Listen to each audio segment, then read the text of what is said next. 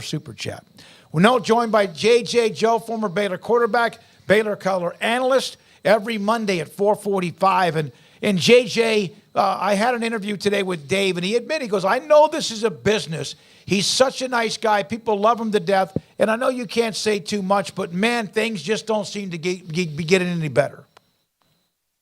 Nah, it's just one of those seasons, Smoke. And you guys have seen a lot of them, and we're in one.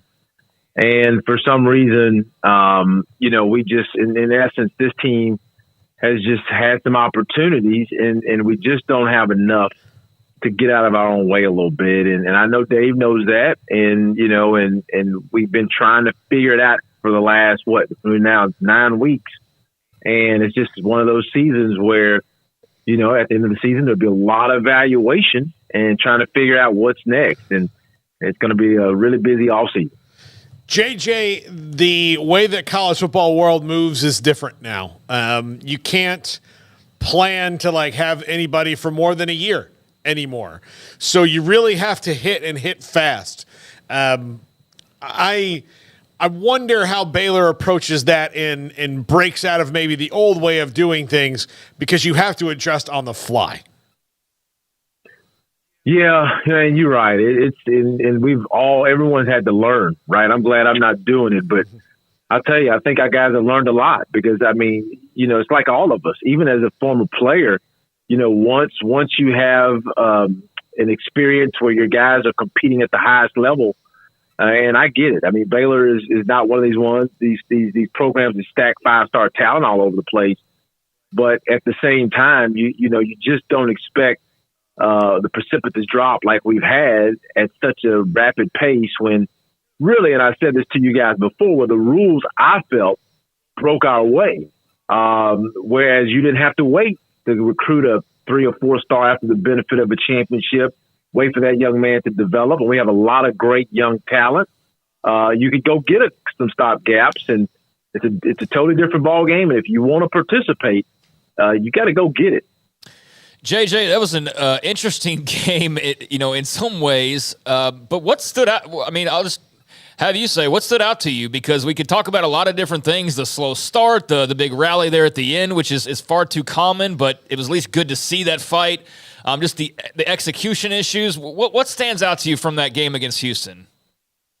Yeah, I tell you, it's really just the lack of offensive punch, especially early. I understand we've all talked about all the challenges up front and all that.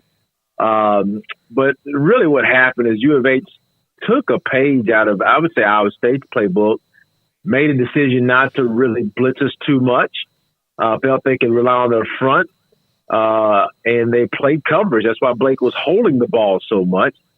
I'm just really, even with sometimes guys, our offensive line is not playing well. I'm just amazed at how, first, I still don't get the running back rotation. I'll be honest. I just don't get it. And because I've never seen a situation where guys run one carry and come right out. There's no way. There's not a running back on the face of this planet, I don't think, that would say, yeah, just give me one carry and coach, then I'm ready. No, they need a series. And I just don't think that we've gotten the benefit of the doubt with our runners, at least, against teams that, I'm going to ask this question. Was U of H's run defense any better than UCF's, statistic-wise? I would say probably so, but not significantly better. So, JJ, Shapen, obviously, running for his life and the offense sputtering. And even in a dark time of a loss in an overtime and yet another loss, can you try to explain a guy that's mobile, but he's not known as a dual threat, on the 4th and 17, and how in the hell he pulled that out of his, you know what? Hey, I'll tell you, when he started to roll out, and I think I saw what he saw, I just didn't think he would make it, because what he saw was an over pursuit, and it was a nice little gap between what I would call second level and then kind of what I'm going to call first level. Where if he could clear it, he was going to run a long ways. And he made the one thing I would say, he made the decision early. He split it. And once he split it, was no one over there. So once he split it, I knew he would make it. I just didn't think he would split it. And he did. And Blake is playing, man. He's playing. And I just hope we find a way to put something around him so he can get another shot at it. JJ, they've got a daunting task this week. It is a team that runs the ball really, really well. How do you adjust to that when you know it's just not something you're going to be able to overcome this year? They just not stop the run at all. Yeah, I think and Coach Kleiman and his staff, they're really good. They showed us that last year when they came to Waco and really took it to us. I think the only thing you can do, they're almost like a single wing team at times, but now they have Will Howard back there, and that young man is he can throw the ball like that. He's much better passing the ball than most K-State quarterbacks, and it's going to be tough because you can't stack on him. If you stack, he's going to get you in the passing game. So it's going to be a really tough one, man, up in Manhattan. And I don't know what the plan is. I mean, I couldn't even come up with one against a team like that now can attack you both ways, and they're running the ball well too. Man, it's going to be a long day if we don't come out and play really almost perfect football. Yeah, JJ, is there anything other than what we mentioned about Shapen? Obviously, Keatron's been out. Cameron's making some catches. How often do you feel like most of the calls to receivers are actually throws within 5 yards of the line of scrimmage or behind it? Yeah, and I think part of that, Smoke, is because we're just not sure about our offensive line. I think, it's been kind of a working process all year. So I think they shortened the passing game some, and that's really impacted things. I still think you got to take your shots, but he threw the ball almost 40 times. He got a couple scores out of it.